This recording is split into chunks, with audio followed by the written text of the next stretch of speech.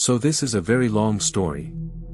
My old middle school does this thing called a candygram, and you pay for a note and a candy to be delivered to a friend. This was usually during the holidays/fundraising season, and overall I never really got one. Yeah, I have plenty of friends, but what kind of middle schooler is going to pay $5 for that kind of stuff? Halloween of 2022 I was in my first class of the day, advisory, and like every other year they were passing out these candygrams. Imagine my surprise when one was given to me. I initially assumed it was from my best friend, and that he just wrote something stupid. Nope, instead it just said, "You are cute, love Anonymous." I was elated. Nobody ever had much interest in me at that point, and the thought of someone going out of their way and spending money on me was very flattering. I show my friends in advisory and then move on to the next class. Except this time someone knows who Anonymous may be.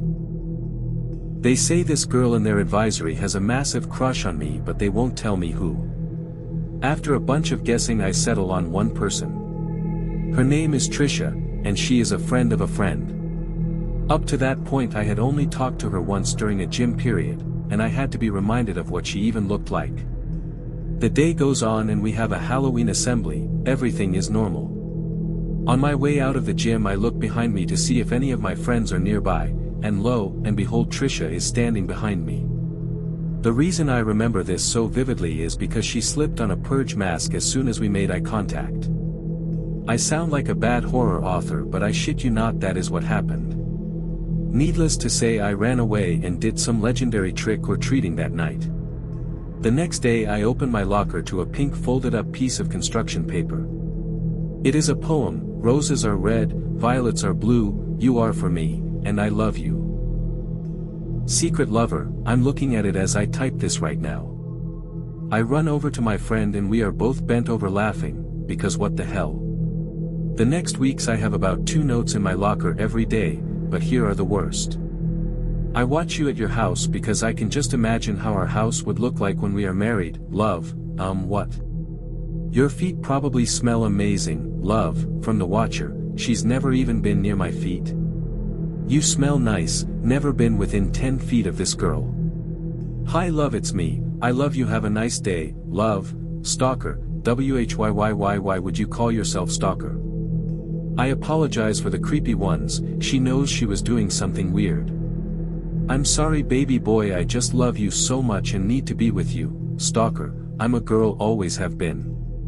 These are all word for word, and I'm staring at the pile of them right now. She kept switching sign-offs to either the watcher, secret lover, anonymous, and stalker. Why would you ever call yourself a stalker? Most times my friends would see her slip the notes into my locker during passing period, and once I even saw her do it myself. In about a week all my friends know every detail of this fiasco and they all found it pretty funny. Honestly I did too. Remember that friend of a friend? Well, her and I are very close and she lives within 5 minutes walking distance of my house. She said when her and Trisha were hanging out she kept bringing me up, and asking questions about my family. Then she asked if my friend would show her my house. My friend insisted that she wouldn't, but Trisha was persistent. No matter how many times she said no, Trisha would ask and ask. My friend never did tell her my address, and she kicked Trisha out of her house. That same friend added me to a Google document that Trisha's friend group used to talk throughout the school day, and every single thing was about me. What I was wearing that day, who I was walking with, and how Trisha and I would make such a good couple. Trisha even wrote down my mom's license plate numbers in the doc. I wish I had screenshots, but even if I did I don't have that device anymore. Mind you, I was 12 at the time this was all happening, so I was very stupid, and I make my presence known in the doc.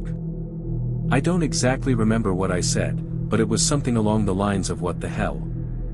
I add my best friend to the document and he starts putting on a performance, claiming that we are a couple and Trisha needs to back off. Trisha says sorry and it is all quiet for a few days. I go back to the doc to see if anything else has happened, but now it's just Trisha and I in it. She tells this story of how she was up all night crying while writing me an apology/love letter, and how she threw it in a fire. I have no clue why she felt the need to share all of this. Now I decided I was going to the counselor.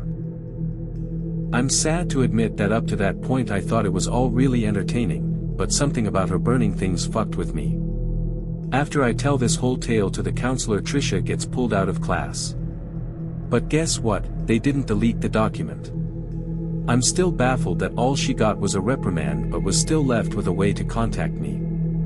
She says a bunch of weird shit that I have blocked out at this point, but I remember her saying that when they said my name during her getting in trouble, if you can even call it that, she had a huge pit in her stomach. Needless to say, I removed myself from the doc and didn't give her any more attention. Mind you, throughout this whole thing I had never spoken to her in person. She continued to stare at me during lunch the rest of the year, and ask people really weird questions about me, but thankfully that has stopped now we are in high school. I occasionally see her in the halls, and I just walk as quickly as I can past her.